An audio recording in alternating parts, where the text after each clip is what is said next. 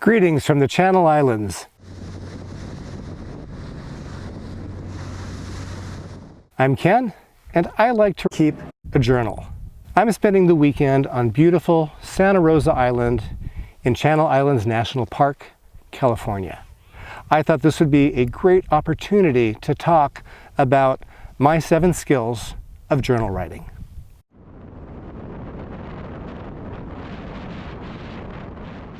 Journal writing is a way of processing, and when I say processing, I mean processing our thoughts, our feelings, any situations that are going on, and trying to come up with some meaning to them. Or, as I like to say, come up with that aha moment. Sometimes we process by being in a therapy group. Sometimes we pick up the phone and we call friends, a therapist, a sponsor. Sometimes we're just by ourselves and don't have the resources to process. And that's where journal writing comes in. It gives you the ability to process your thoughts, feelings, and situations on your own. So for the sake of starting journaling, I always recommend that people pick one place to sit for about 45 minutes to an hour to just focus on this exercise.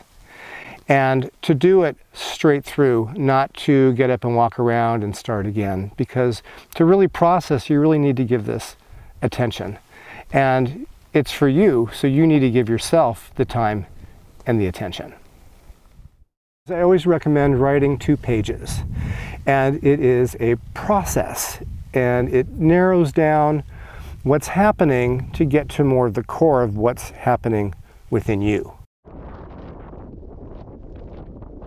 7 skills of journaling: view and location, time and temperature, action, put yourself in the picture, put your emotions in the picture, past and future influences, and let your mind wander.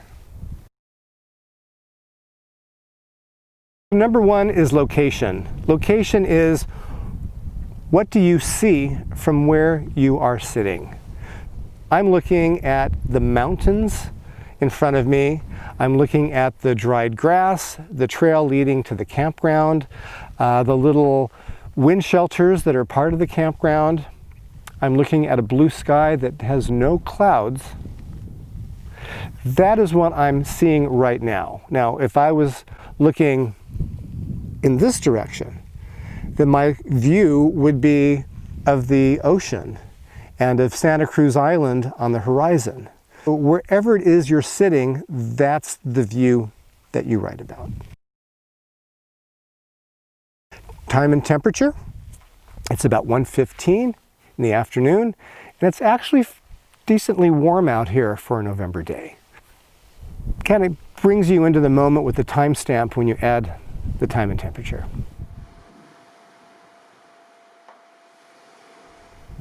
Number 3, action.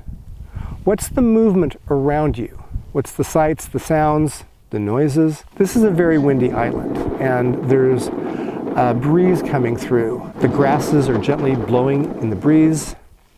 A few minutes ago, there was a fox walking around, very friendly, didn't seem to be fazed by people.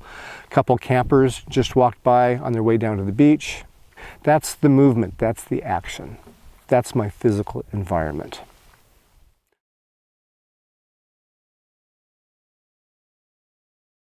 Number 4, put yourself in the picture.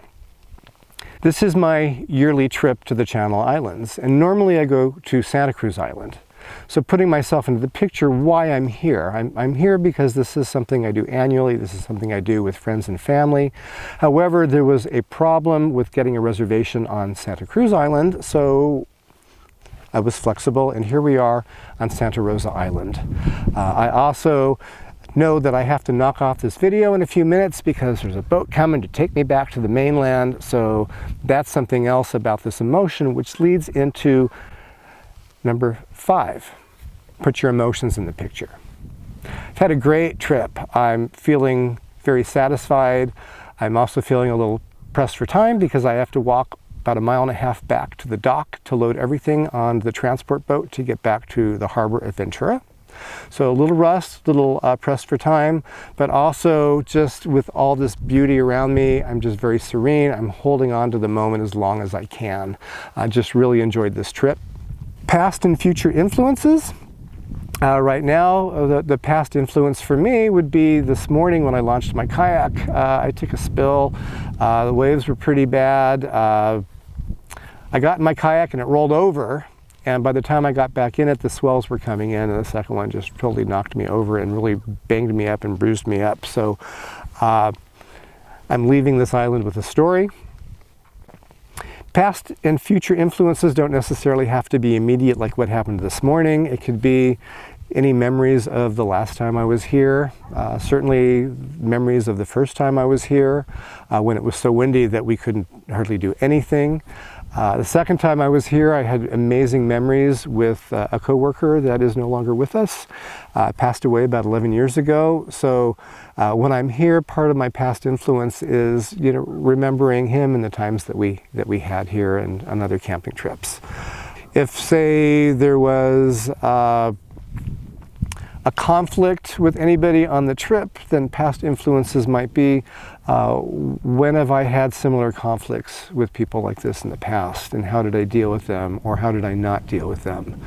Oftentimes the things that we're trying to process really have nothing to do with the moment. They're just triggered in the moment from something that's from the past.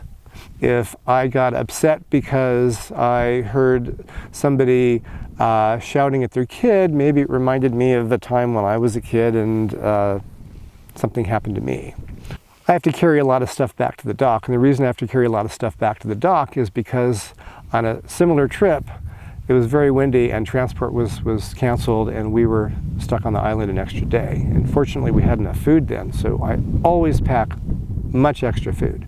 So because of that influence, I'm carrying a lot more food back with me to the dock, and it's hot and it's heavy, but I have to remind myself that, hey, there's a reason for it, and better that it's hot and heavy than that I'm stuck out here another day and I have to use the food.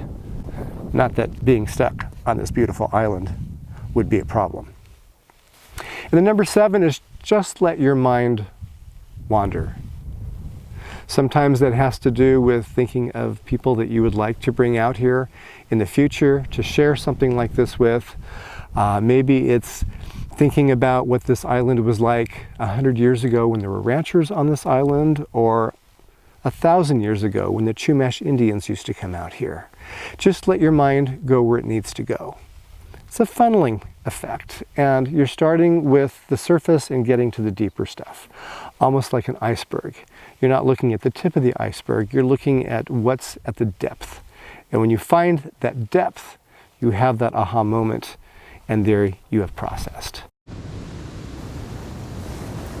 This journal exercise is something that is great to do if you're having a really good day and you want to capture the moment and maybe find something deeper in it, or if you're stressed, anxious, or depressed.